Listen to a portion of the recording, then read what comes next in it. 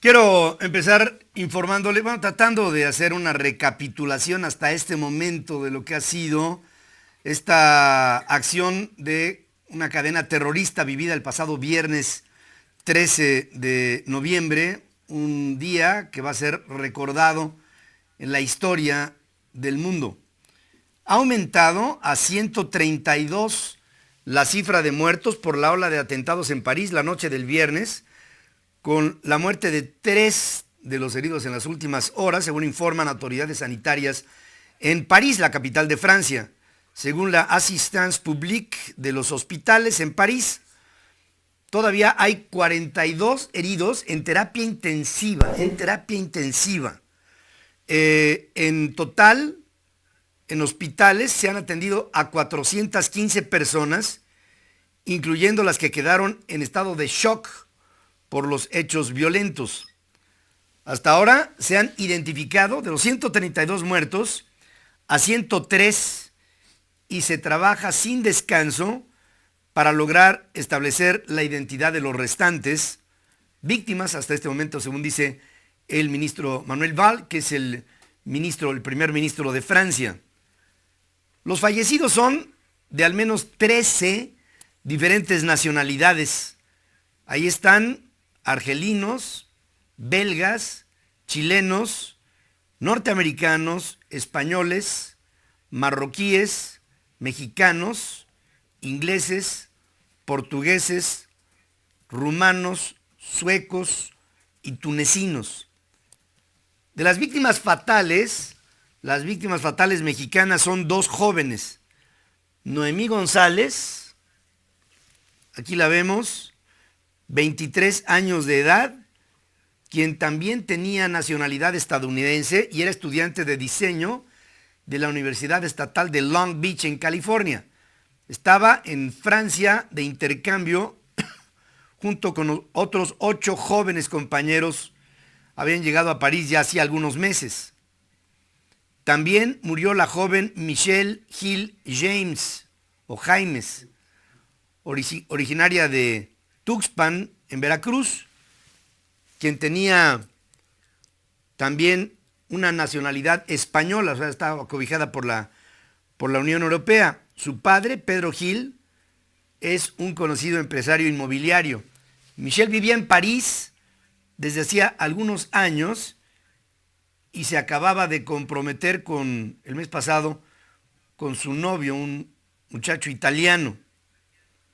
Otro mexicano cuya identidad, hombre, sabemos, es lo único, de la que se reserva su identidad a petición del mismo afectado, hasta no primero notificar a sus familiares, resultó herido con esquirlas en la espalda durante el ataque a tiros al restaurante Le Petit Cambodge, donde murió Michelle, y hubo decenas de más víctimas en ese atentado. Solamente se sabe que es regio, que es originario de Monterrey y que también tiene nacionalidad austríaca. Es lo que sabemos de este herido mexicano. Esto es solamente el principio, dice el grupo terrorista del Estado Islámico cuando se adjudica la autoría de los atentados a través de un mensaje en internet que fue replicado por la cadena Al Arabiya. El presidente François Hollande declaró: es un acto de guerra, y advierte: Francia no tendrá misericordia con los bárbaros del Estado Islámico. Responderemos golpe por golpe para destruir a ese ejército terrorista, dice por su parte el primer ministro Manuel Valls. Este domingo, ayer, una decena de cazabombarderos Mirage franceses atacaron objetivos yihadistas en la zona de Raqqa, al norte de Siria, destruyendo un centro de comando, un campo de entrenamiento, un arsenal, según informa el ministro de la Defensa francés. Según el diario Le Monde, citando fuentes policiales, la ola de atentados de París empezó a las 21:20 horas del viernes 13, un día señalado en los alrededores del Stade de France, en la parte abierta del círculo alrededor de París, donde estaba disputándose un partido amistoso entre las selecciones de Francia y de Alemania. Fueron 8 terroristas divididos en 3 grupos que portaban fusiles del tipo AK Kalashnikov y bombas caseras a base de peróxido de acetona, sustancia altamente explosiva, y lo que buscaban era que hubiera el mayor número de víctimas posibles, según dice el procurador general de Francia, el señor François Molin. 7 de los extremistas se hicieron estallar, otro fue abatido por la policía. De hecho, uno de los activistas, con boleto pagado para ingresar al estadio en donde se encontraba el presidente de Francia, fue impedido de ingresar, y entonces, al verse impedido, detonó su carga explosiva y con esto iniciaron los ataques. La cronología: 21 a 20 horas, explosión en la puerta D del Stade de France, fue lo primero. Esto pareciera hubo de detonar una señal entre ellos. A las 21:25, tiroteos en el restaurante Le Petit Cambodge, en la calle de Bichat. Después, en el bar Le Carillon, 13 personas murieron en estos ataques. A las 21:30 horas parisinas, segunda explosión en la puerta H del Stade de France. 21:32.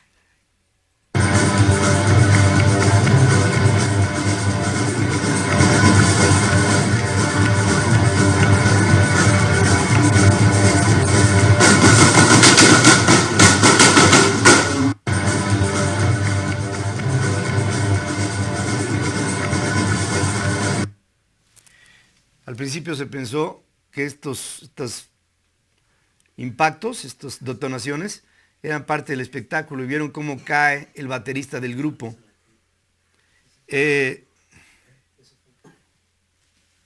Sigo con la secuencia.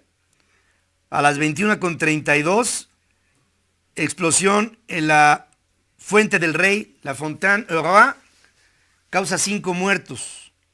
A las 21:43, un terrorista se hace explotar en el Boulevard Voltaire. A las 21:48, tiroteo en la terraza de un café situado en el cruce entre las calles de Fidèvre y Charon. 19 muertos ahí. A las 21:49, 4 terroristas entran en la sala de Bataclan, en donde se estaba realizando este concierto que le acabo de presentar, y empezaron a disparar indiscriminadamente. El momento del ataque terrorista en Bataclan, ahí un periodista consigna los hechos y empiezan a verse los primeros. Qu'est-ce qui se passe? ¿Qué pasa?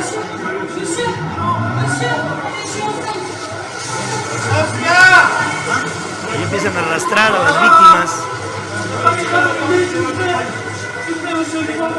Bataclan es el pasaje de San Pedro, en el Cartier 11 de París, a 6 cuadras de la isla de San Luis, en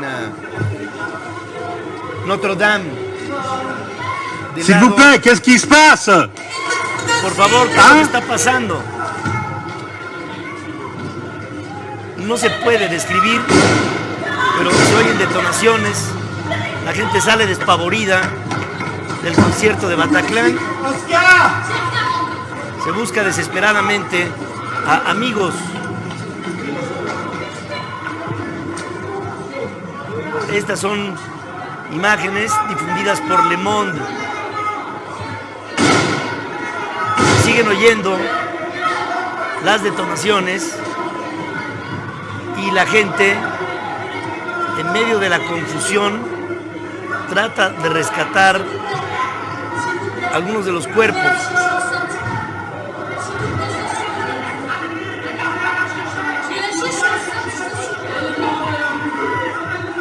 Todo es confusión, todo. Hay llanto, hay gritos, hay sangre, hay cuerpos tirados.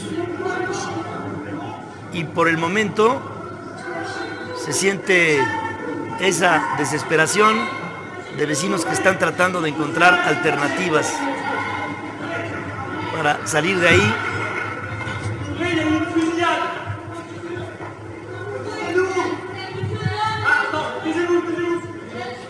Hay sobrevivientes que de manera inexplicable salen del compromiso, en lo que otros ayudan a los caídos. Una escena de guerra es lo que se da en este lugar en donde se estaba escenificando un concierto de música pesada. Este ataque fue el más sangriento. Hubo casi un centenar de víctimas. A las 21:53, una tercera explosión en los alrededores del Estadio de Francia, del Stade de France, y a las 12:20, la policía francesa toma por asalto la sala de Bataclan.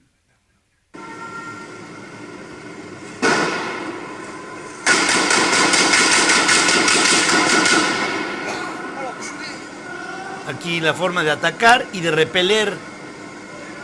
Ya habían hecho un cerco de seguridad para sacar a la mayor cantidad de civiles y se hacía simultáneamente un llamado para que la gente se guareciera en sus casas, en lugares cerrados, que no saliera a las calles.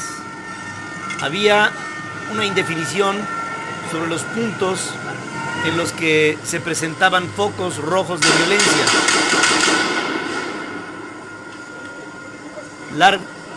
Armas largas, rifles automáticos son la respuesta de los grupos de terroristas que trataban de hacerse un camino de salida para huir de la escena.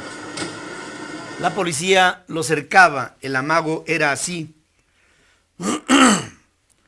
Fueron los eventos que han derivado en la muerte de, hasta este momento, 132 personas.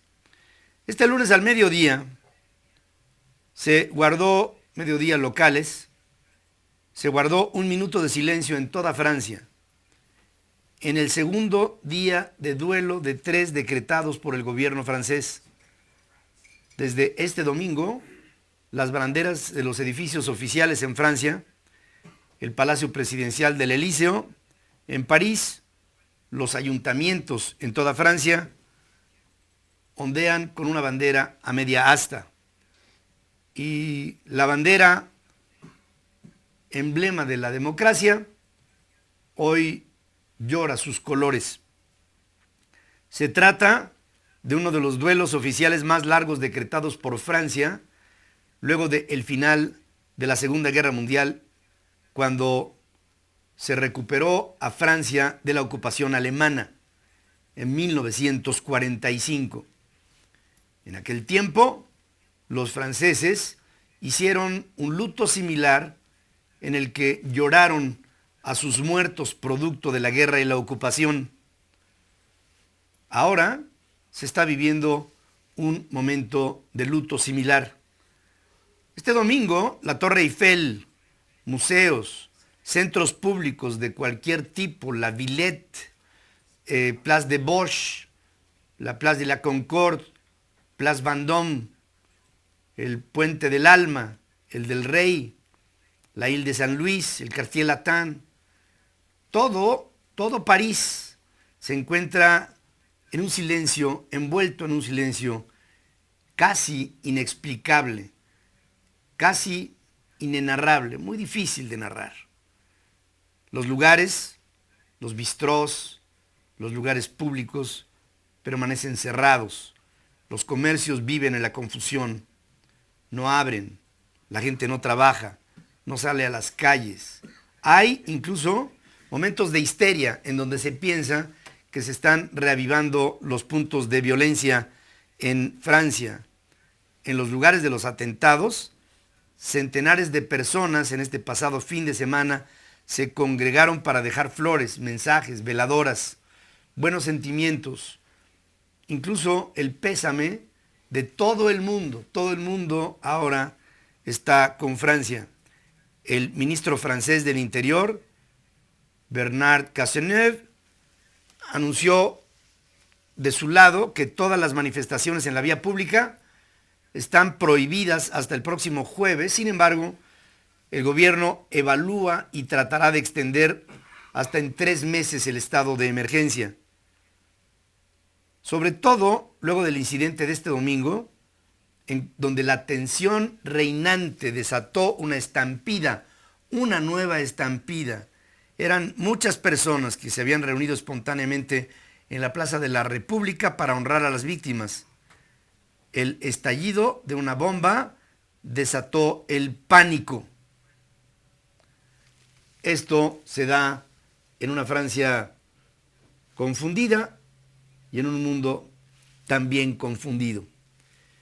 Un total de 23 personas han sido detenidas en el extenso operativo de las fuerzas de seguridad francesas que se han realizado en 19 del centenar de departamentos o municipios de ese país, al amparo de la ley de emergencia decretado el pasado viernes, facilitando cateos domiciliarios sin la necesidad de orden de un juez, según informa el propio Bernard Cazeneuve, el ministro del Interior.